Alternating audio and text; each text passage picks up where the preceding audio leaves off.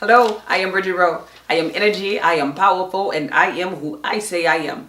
The purpose of this video is to establish a part 2 of a first video that I did that was talking about a jump start of your health, things that you could do at home.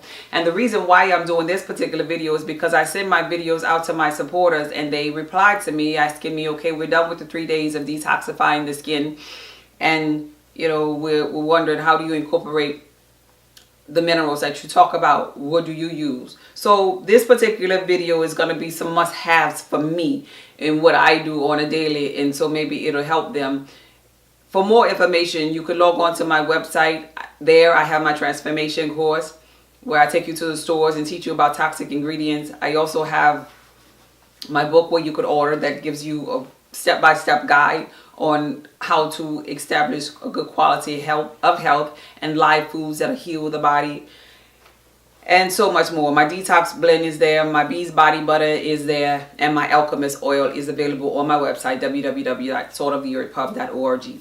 Okay, let's go. So first things first, when I get up in the morning, I brush my teeth, wash my face. I always brush my teeth with fluoride free toothpaste, because I often talk about the pineal gland, and if you have a toothpaste that has fluoride in it, it will calcify the pineal gland. The pineal gland is the seat of the soul, the higher consciousness, the Christ consciousness, whatever you call it. It is the way that you communicate with your God, your source, your angelic being, your ancestors, or whatever. And so you don't want it to be calcified, and you don't want it to be hard, because it is likened to not having a signal or not having a communication with your source. And oftentimes people will say, is God there? Can God heal me? Can God hear me? You know, God or your source energy and you are always connected, but sometimes we're out of sync with self. And so the pineal gland being decalcified will help you understand that you are connected to all things. So the first thing that I do after I brush my teeth, wash my face, put on clothes, is drink a glass of water. Spring water preferably. And the reason why I say spring water is that's the only water of choice for me, because spring water has in it some things that is kind of hard to get from other places. For example, the sodium bicarbonate that spring water has inside of it. It is necessary for the stomach, for the walls of the stomach, because it buffers the acid that is supposed to be inside of it. Another example, the magnesium. You know, you always want to have magnesium because it helps to detoxify the body, and a plethora of other things. And the silica, you know, spring water often has silica. It is like the cousin of carbon, and so we need that in our body to keep our body electrified.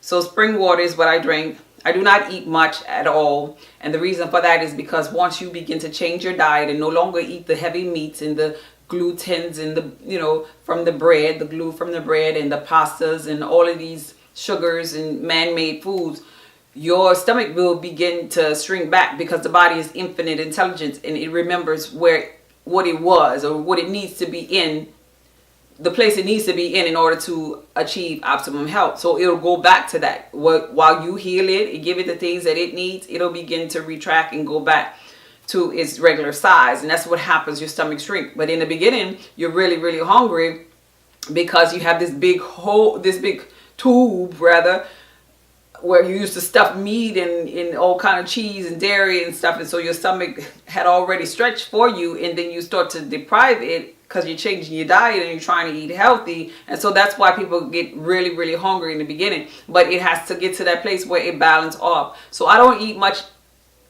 during the day really, and especially in the morning. I'm not even hungry yet. Even if I get up 4 or 5 o'clock in the morning, I'm still not hungry until maybe about 1 in the evening, which is a perfect time, because that is a moment when the sun is at its peak, you know. And when the sun is at its peak and I do choose to eat whatever I eat, the sun, which is energy, we are energy, it allows my food to be properly digested because the sun energy is working with me.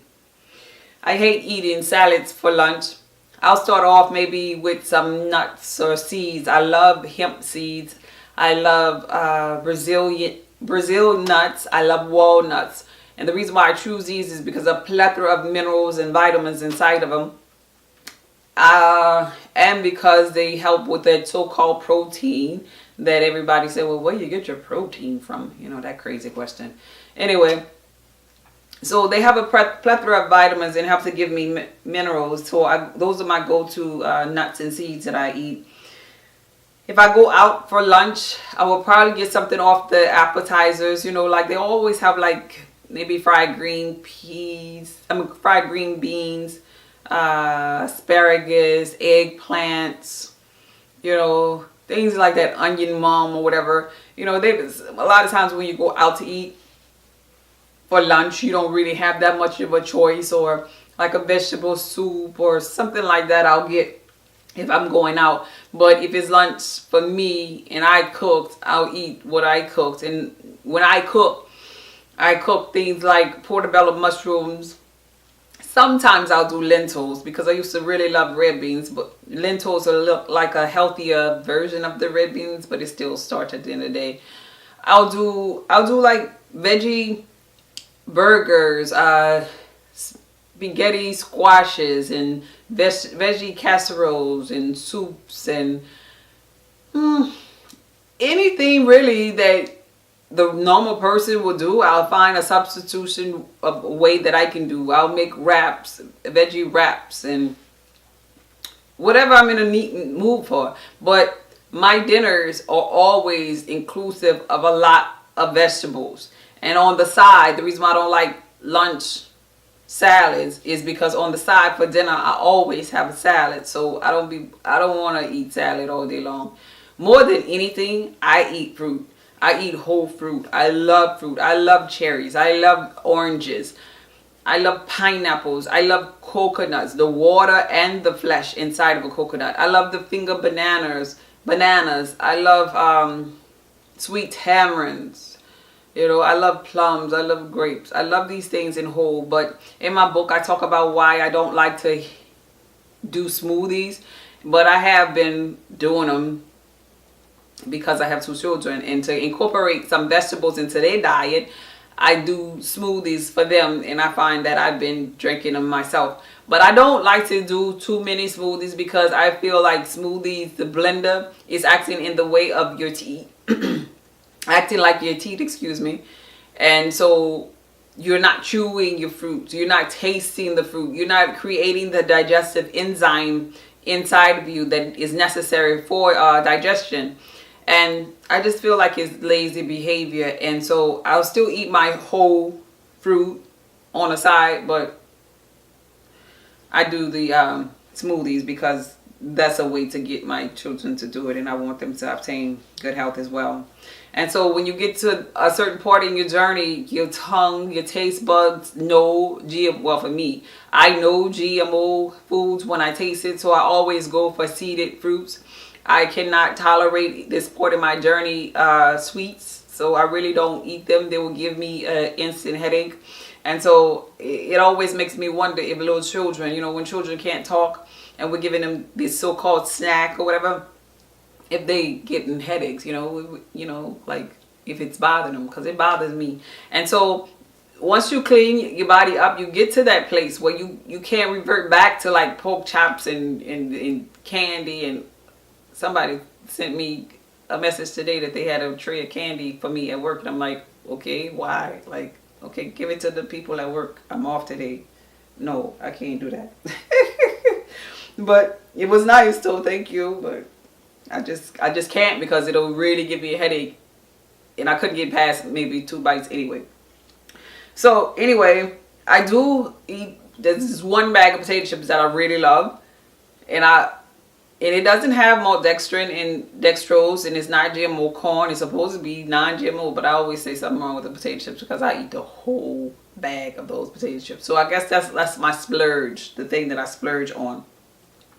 Okay, as far as my oils are concerned, the oils that I use are hemp oils. I use that on my salads, and this is what hemp oil looks like in this particular bottle. It needs to be refrigerated. It's a light, delicate oil, and it needs to be USDA organic and non-GMO to get the benefits.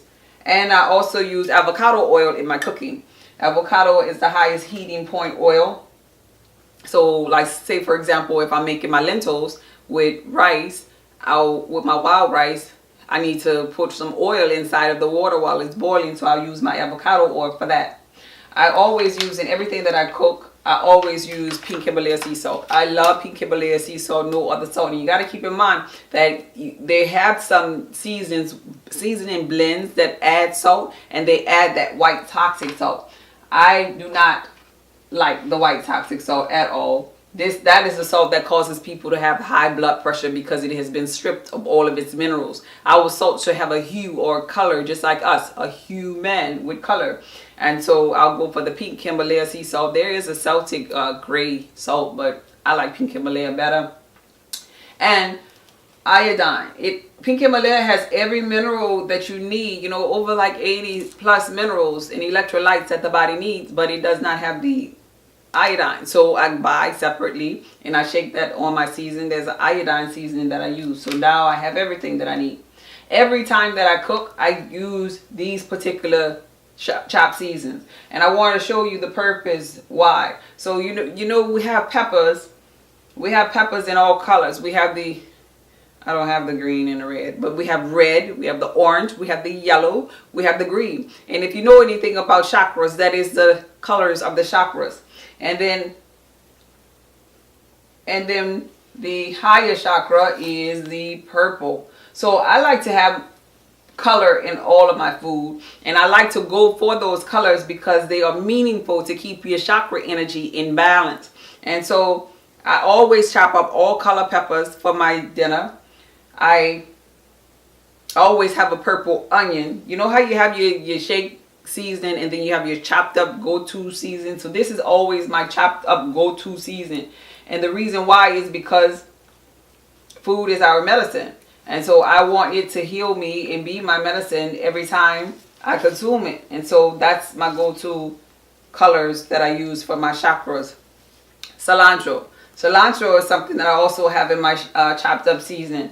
And the reason why I choose cilantro is, remember earlier I was telling you about the toxic form of the fluoride that calcifies the pineal gland? Well, cilantro is a herb that helps to decalcify the pineal gland as well. So if you're out and you have to consume the fluoride in drinking water, or that you have at work, or you're not at home with your spring water, or your spring water has fluoride in it and you don't even know, because sometimes sometimes it's in there and you don't know. So the cilantro is really beneficial for that, and cilantro is one of the things that I also put in the smoothies sometimes that I give to my children. Another thing that I have in my chopped season is green onions. I always have that in my chopped up season, and watercress. Watercress is it has a plethora of minerals inside of it. Watercress is in the family of kale. It's a superfood. I do not like kale. I can't stand kale. Kale takes too long to chew and it doesn't taste good to me at all. But watercress is a lot more refreshing for me. So when I cook, those are the things. And if you pay attention, all of the things that I already talked about, I have my chlorophyll, I have my magnesium, I have my iron, I got my zinc, I got my calcium, I got 84 plus minerals in my pink Himalaya sea salt, I got my chakra pools in balance just for that. And with these things that I have here, I could actually just saute up a salad with this and incorporate my shake seasons, which are like oregano, chili peppers, and onion powder, along with my pink Himalaya sea salt and my iodine shake season. And that's good for me. Oftentimes we go for, the fried chicken and this and that and the other, but we're actually tasting and craving for the aroma of those herbs and spices that I just mentioned. So in the beginning of my journey, I started off with my sustained detox. That was a thing that really helped me because I had a lot of stagnated energy. My bowels wasn't flowing like they should have been. Sorry if that's too much information, but I'm trying to help people. So my sustained detox that I have available on my website helps to get rid of that mucus and that stagnated energy, that the gluten that was sticking to the walls of my intestines, the milk and the cheese, the pus and in parasites. We all have them. And bacteria from the food and stuff that we've consumed. So my sustained detox really helps me out a lot with that. Let's see what else I have on my list to tell you.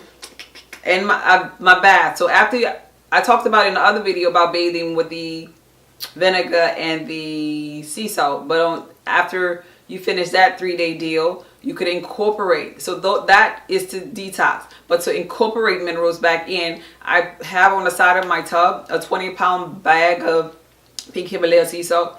And I just put a little bit. I have a little scoop, I think it's like a 1/4 scooper cup that I have inside of that 20-pound bag of sea salt. And I'll just scoop and put some pink Himalaya sea salt in my water. And I have some 20-pound bag of the Epsom salt next to my tub as well. So I'll do 1 scoop of each, put it in my water. So I'm getting my minerals in my water, my bath water, my spring water, in my food. Then when I get out of my tub, oh, and for my food, I also add my alchemist oil. Like the other day I did some spaghetti squash and I put some tomatoes and some mushrooms. I had some veggie patties or burger patties that I put inside of it that I had made, and all of my shake season, and I added my alchemist oil. I added my alchemist oil to my food sometimes too because it has a really strong kick to it. It's a detoxing oil that you can use internally and externally, but it also has a kick, a spicy kick, and it spiced up my food really good. So I cook with my alchemist oil sometimes too. So back to the tub. After I get out of the tub, I put my Bees Body Butter on because my Bees Body Butter is cold pressed extra virgin coconut oil, hemp oil. So it has the magnesium, it has the calcium, the zinc, the chlorophyll, the iron, the iodine, the selenium, the vitamin E that my skin needs. The skin is an organ, so what you put on you goes inside of you. I wonder what's inside of your lotion that you're using, if you know how to pronounce the names of those things. Make sure it's not harmful things that you're putting inside of your body. Make sure that you're giving your body the minerals that are coming from the earth. So for more food choice ideas, for my transformation course, log on to my website at www.saltoftheearthpub.org. There you'll find my alchemist oil, my bees butter, my book you can order. And if you have any questions, once you sign up, you can reply to any of those newsletters. And it is a direct email that comes straight to me. And I'll try to answer your questions as soon as I can. As always, be blessed.